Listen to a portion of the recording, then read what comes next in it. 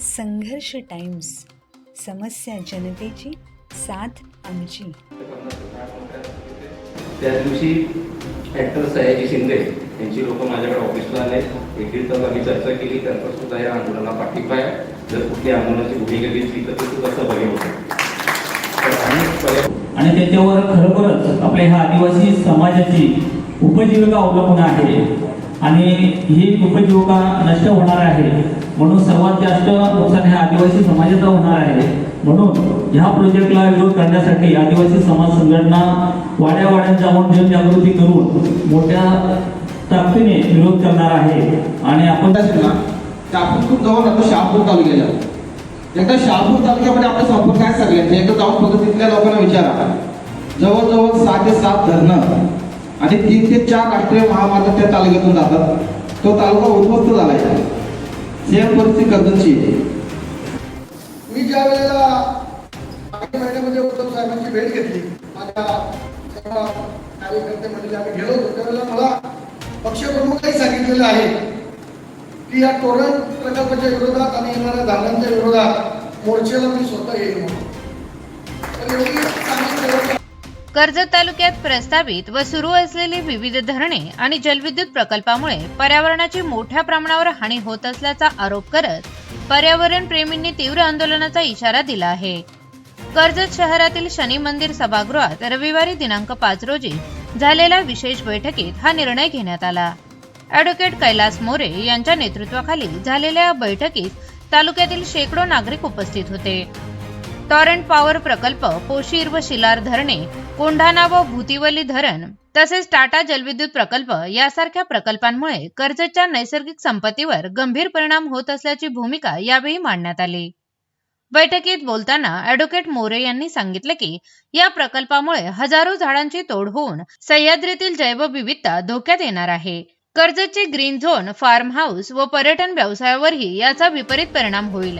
स्थानिकांना कोणताही फायदा न होता बाहेरील शहरांसाठी पाणी व वीज वळवली जात आहे. त्यामुळे स्थानिकांचा बळी, बाहेरच्यांचा फायदा अशी परिस्थिती निर्माण झाली आहे, असे त्यांनी स्पष्ट केले. या विरोधात लवकरच जनहित याचिका दाखल करण्यात येणार असल्याचेही त्यांनी सांगितले.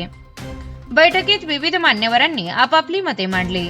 बाबू घारे यांनी लवकरच मोठे जनआंदोलन उभे राहील. या आंदोलनात उद्धव ठाकरे सुद्धा सहभागी होणार आहेत असे सांगितले. अभिनेते सयाजी शिंदे यांच्या पर्यावरण संवर्धन टीमनेही या आंदोलनात सहभागी होण्याची तयारी दर्शवली असल्याचे यावेळी ॲडव्होकेट कैलास मोरे यांनी सांगितले. जे मी मांडलेलं आहे सोशल मीडियावर बऱ्यापैकी लोकांना माहीत झालं आहे. तिथं टोरेंटला धरणासारखं येणार होणार आहे. टाटाने सुद्धा प्रोजेक्ट कन्वर्ट केलेला आहे. टाटामध्ये किती जॉब्स राहिलेले आहेत, किती जॉब्स तिथे अवेलेबल आहेत. टोरेंटमध्ये कुठल्याही प्रकारच्या नोकऱ्या तुम्ही जे विचार करताय अजिबात अवेलेबल होणार नाही आहेत. डोंगर फोडण्यासाठी 10,000 लोकांची नक्कीच गरज आहे. म्हणजे तुमची जागा उद्ध्वस्त करण्यासाठी पहिल्यांदा तुम्हाला जॉब देतील. सर्व सिस्टीम उभं राहिल्यानंतर फक्त 50 ते 60 नोकऱ्या असतील तिथे. त्या दिवशी ॲक्टर सयाजी शिंदे यांची लोक माझ्याकडे ऑफिसला आले. एक दीड तास आम्ही चर्चा केली. त्यांचा सुद्धा या आंदोलनाला पाठिंबा आहे. जर कुठली आंदोलनाची भूमिका घेतली तर ते सुद्धा सहभागी होते. अनेक पर्यावरणप्रेमी या आंदोलनामध्ये कनेक्टेड झालेले आहेत. त्यांनी सोशल मीडियावर हे सर्व व्हिडिओ पाहिल्यानंतर त्यांनी प्रतिसाद दिलेला त्याच्यामध्ये. तर मला एक कर्जतकर म्हणून, स्थानिक म्हणून एक लोकल आपल्या पर्यावरणाचा जो ऱ्हास होतोय तो जर वाचवायचा असेल तर तुम्ही आम्ही भूमिका घेतली पाहिजे. आणि मग ती घ्यायची म्हणजे तर काय केलं पाहिजे त्याच्यामध्ये 2-3 गोष्टी आहेत. नेहमी आपण आपल्याकडे एक पर्याय किंवा जिथं प्रशासन, कायदा इथून पुढे काहीतरी आपल्याला चिन्ह दिसत नाही. शेवटी आंदोलनाशिवाय पर्याय नाही. तर तो एक भाग आहे. याच्यामध्ये PIN दाखल करणं सुद्धा मागे, कारण पर्यावरण आणि फॉरेस्टचे रिलेटेड विषय आहे. आणि फॉरेस्ट आणि पर्यावरणाचा विषय म्हटलं सेंट्रल गव्हर्नमेंट या सर्व गोष्टी आहेत. तर त्याच्यावर जनहित याचिका सुद्धा आपण दाखल करू शकतो. नंतर ग्रीन ट्रिब्युनल आहे पुण्याला, तिथं सुद्धा अशा प्रकारच्या याचिका, ज्याला हरित लवाद म्हणतो आपण, तर तिथे सुद्धा ही प्रकरणं आपण उभी केली पाहिजे. बरेच लोक ग्रुप असे सुद्धा प्रश्न विचारतात तर गेल्या 2 महिन्यापासून तुम्ही या गोष्टी का केल्या नाही. तर पर्यावरण विभागाची सुनावणी झाल्यानंतर असं वाटलं इतकं सर्व ओढून चाललेलं तर नक्कीच कोणतरी न्याय देईल.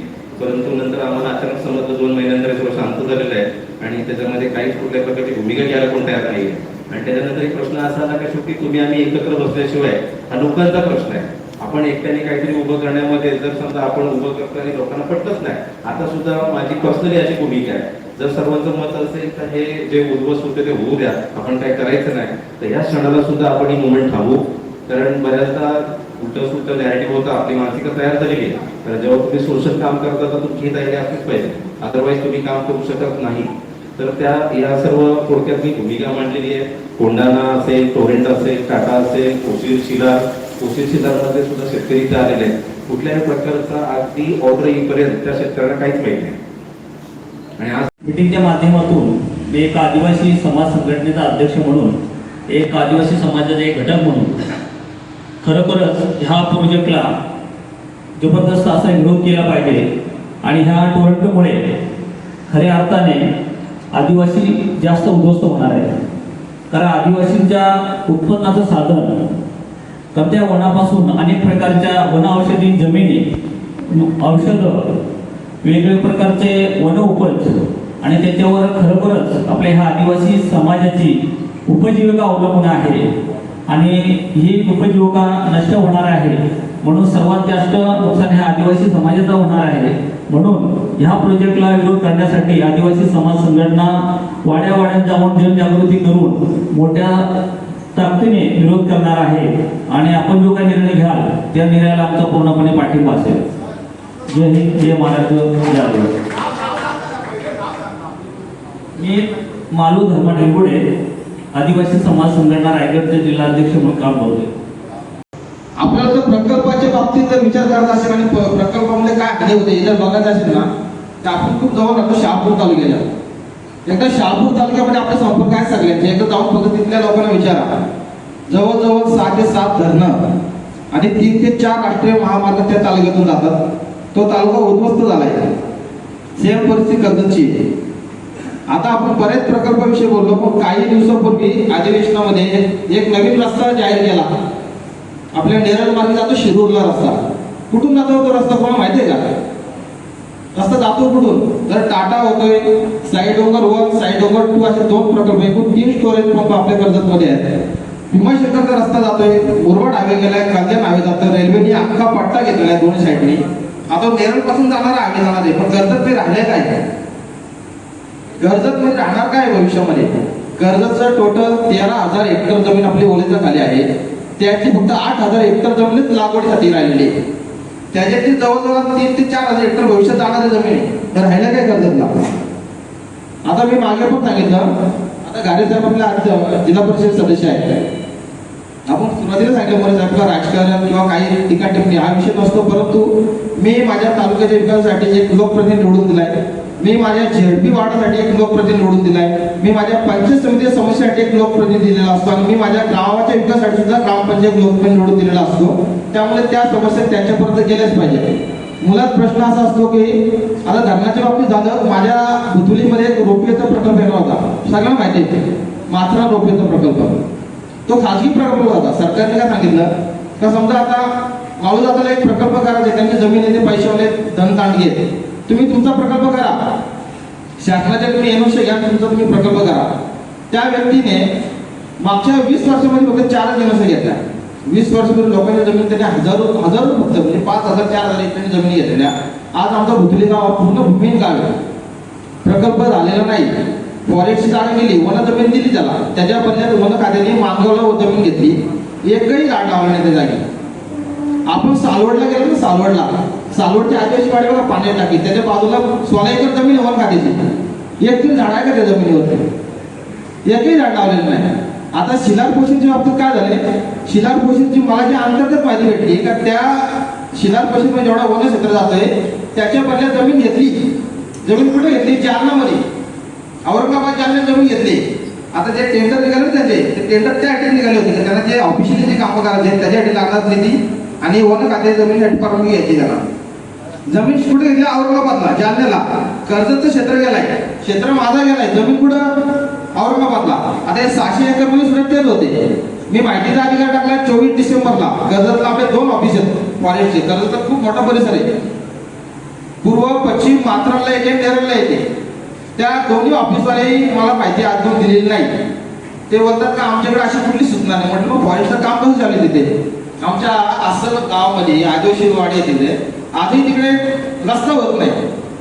आपलं मेन कर्जत कल्याण हायवेला पण काही रस्ता अडवलेला आहे. मग माझी मागे मोरे साहेबांना ऑफिसमध्ये भेट घेऊन सांगितले की आता आपलं जर आंदोलन करायचं असेल ना, सगळ्यात पहिला माझी प्रामाणिक इच्छा आहे का आपण जाऊन फॉरेस्ट खात्याला टाळा लावूया.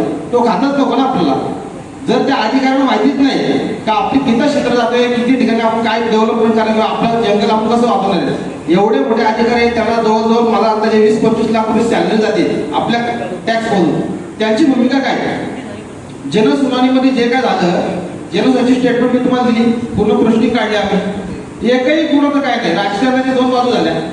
सगळ्यात पहिली कमेंट उपाध्यक्षांची, शेवटची कमेंट जे आपले कर्जतचे आता होते ना आपले पाशे साहेब त्यांची होती. संपला, जनसुनावणी झाली तिथे, पुढे काहीच नाही झालं. त्या जनसुनावणीमध्ये त्याचे 84 हटकती लोकांचे आले आहेत, काही संघटनांचे आले जे संघटना काम करतात, त्याचा काही विचारच केलेला नाही. मागे पुण्यामध्ये जी एक बैठक झाली, टोटल महाराष्ट्रामध्ये 3 पंप आहेत, त्यातले रायगडमध्ये 5 आहेत. महाराष्ट्रातले 30, त्यातले रायगडमध्ये 5 आहेत. मागे मॅसेज पण टाकला का भरपूर संघटना काम करतात टोरेंटच्या विरोधात, पण आपल्या गरज पण कोण गेलाच नाही, त्यांनी त्यांची भूमिका मांडलीच नाही. नक्की करायचं का आपण? कारण काय झालंय, काही दिवसापूर्वी म्हणजे बऱ्याच वर्षापूर्वी भाऊंची जी म्हणजे सुरेश भाऊंची पत्रकार परिषद बघितली होती आणि मागच्या अधिवेशनामध्ये राहुल कुल आपले आमदार आहेत पुण्याचे, त्याची एक महत्वाचा प्रश्न मांडला का धरण आमचे 5 विपुरी धरण, खोपोली धरण आणि भिरा धरण हे धरण पुण्याचे आहेत, पण पाणी जातं खाली.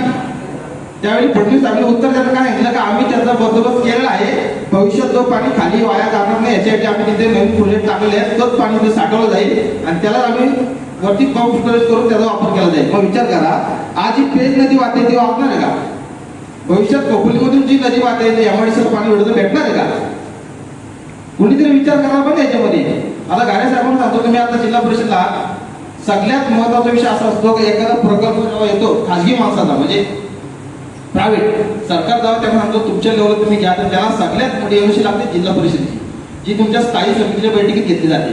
कारण आमच्या मात्रा रोपीची परमिशन ही जिल्हा परिषद ठराव घेते.